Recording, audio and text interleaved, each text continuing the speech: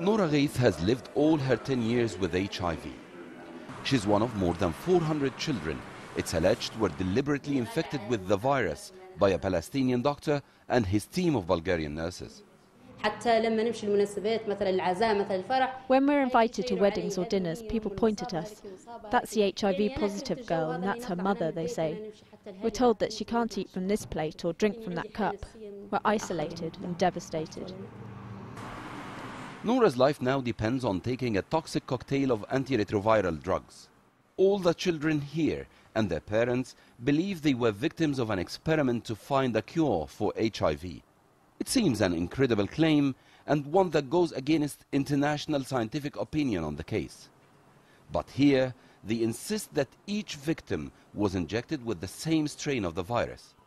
If it had been accidental, the virus would have mutated from person to person. The motive in this case, probably they were misguided. Those people were misguided by a third party that convinced them that they're part of a great scientific experiment to finding a vaccine or something that horribly went wrong.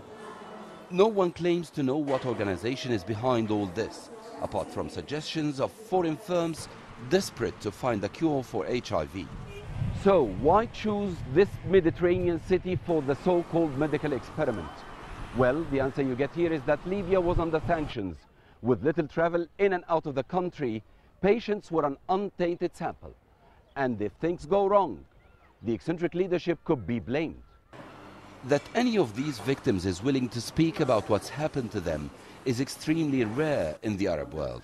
But medical procedures at the hospital where the children were infected have been condemned by the French doctor who discovered HIV. In a report commissioned by the Libyans, Luc Montagnier blames dirty needles for spreading the virus. He says the outbreak almost certainly began with a single child infected by his mother and then spread. But it wasn't intentional. That latest report may be presented to the court for Wednesday's hearing. But if the doctor and the nurses are eventually freed, it will be down more to international politics and compensation deals, rather than whether they are actually guilty or not. El-Kahky, Al Jazeera, Benghazi, Libya.